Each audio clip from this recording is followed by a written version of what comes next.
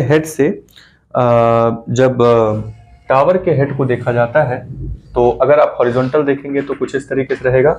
यहाँ से उठा करके जब आप ऊपर देखते हैं तो यहाँ पे 60 डिग्री का एंगल ऑफ एलिवेशन बनता है, ठीक है। और बिल्डिंग के हेड से जब आप टावर के फुट को देखते हैं तो यहाँ पे एंगल ऑफ डिप्रेशन बनता है जो कि 45 डिग्री का है, ठीक है। तो कुछ इस तरीके से है। और फिर इसमें ये जो बिल्डिंग है, बिल्डिंग की जो हाइट है वो 7 मीटर दी गई है और यहाँ से यहाँ तक की हाइट h निकालनी है। ये ऑफ कोर्स ये 7 है तो ये भी 7 हो जाएगा। तो कुछ इस तरीके से ये इतना आपको दिया हुआ है। अब इसको इन वैल्यूज को लिख लेते हैं A B C D और यहाँ पे E, कुछ इस तरीके से दिया हुआ है। तो इसमें आपसे पूछा हुआ है कि टावर की हाइट कितनी होगी और टावर और बिल्डिंग के बीच में डिस्टेंस कितना होगा। ये दो चीजें निकाल करके लेके आते हैं। तो यहाँ पे हमें पता करना है कि हाइट कितनी है और इनके बीच की डिस्टेंस जो है वो x आप मान सकते हैं। तो x इक्वल टू कितना होगा, ठीक है। मेन है कि टावर की हाइट कितनी है।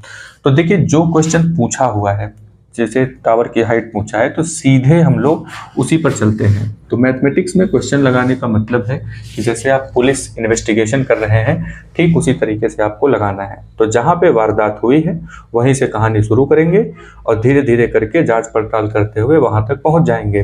तो टावर की हाइट अगर आपको निकालनी है तो टावर की हाइट टोटल कितनी है C से लेकर के D तक।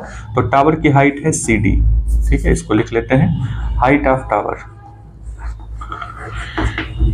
Height of tower is equal to CD।